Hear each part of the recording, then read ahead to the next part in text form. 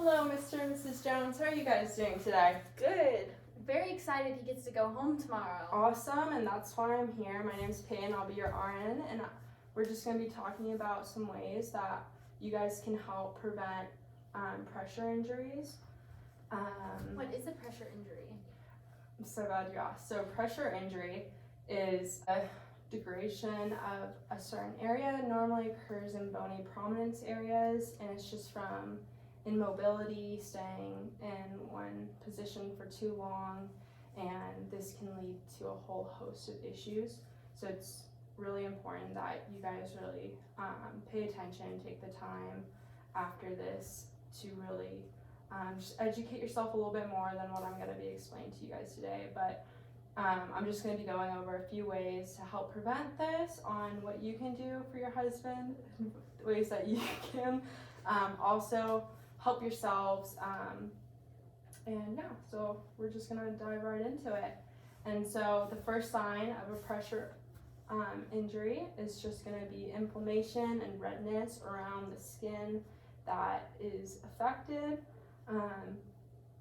And yeah, just if you touch it, it's gonna be warm or hot, and if you tap on it, it's just gonna stay red. You're not gonna see any white.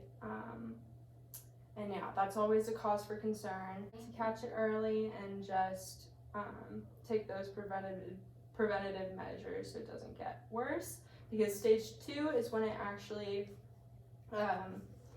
breaks down the skin, and it can either look like bursa or like a scrape, like blister, or a scrape, very superficial. Yeah, I'm sure if you guys are moving constantly, and if you're just moving around by yourself and with your wife's help, it should be avoidable, but it's always something to make sure you look for when you're moving him. Sorry, I don't know. And yeah, just be aware of it. And then, so stage 3 is when it goes through, so it's a bit deeper than superficial, but it's not quite to the tendon or bone level. You can't see anything, but it's just deeper, and that's also a large cause for concern, because you do not want it to get to stage 4 where you can actually see muscles, tendons, or bone sticking out because of the deepness of the wound, and that makes it a lot harder to treat. Okay.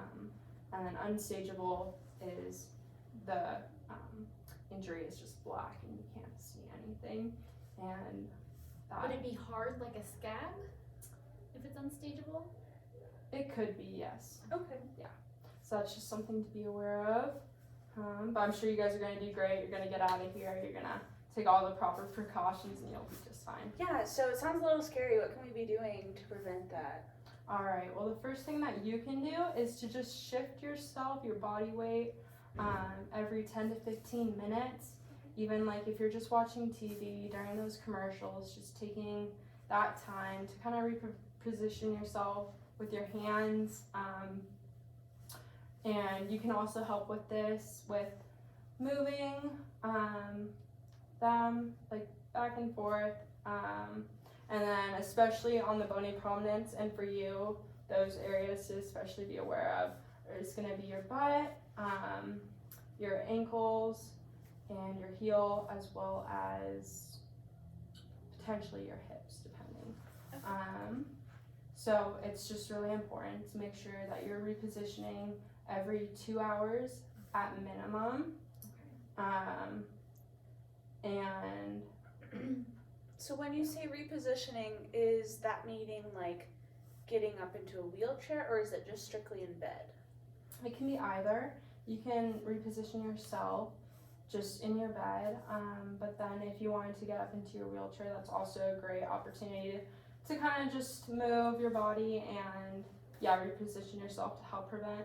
So getting him out of bed and kind of getting him more active and moving around more, not just laying in bed will help? Yeah. Okay. And there are some kind of footy things that you guys can get here to help, especially with pressure on the heel. If you guys are interested in that, we can definitely see if you guys qualify for that. Okay, sure.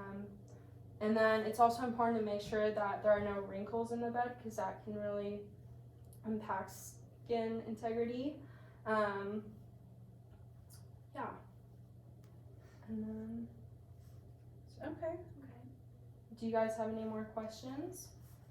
I don't think so, but I need to make sure to move him every 2 hours. And does this mean like putting pillows in between his knees and just like kind of putting him on his side here and there and getting him up and everything? Yes, definitely. It would be great to put him on his side, and it's important to remember the pillow so that it's not bone-on-bone contact because that can cause a pressure injury.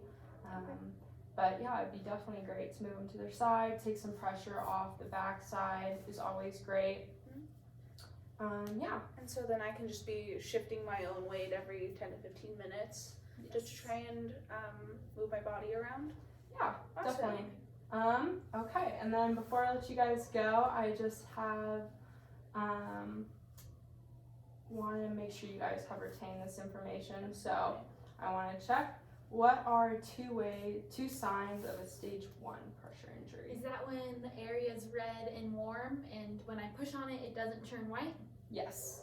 And then is that when we would we seek medical attention right away, or would we just try moving him more and making sure to get him up more to make sure it doesn't go any further, and if it does, then seek medical attention? Yes, definitely. I'd say as just make sure you're changing position a bit more frequently, maybe staying off that affected area a little bit more just to give it some time to heal. But if it gets any worse, to always seek medical care. Awesome. Awesome. Sweet. Well, thank you. Well, we'll get all that paperwork done, and yeah, we'll be discharged pretty shortly. Thank you. Thank you.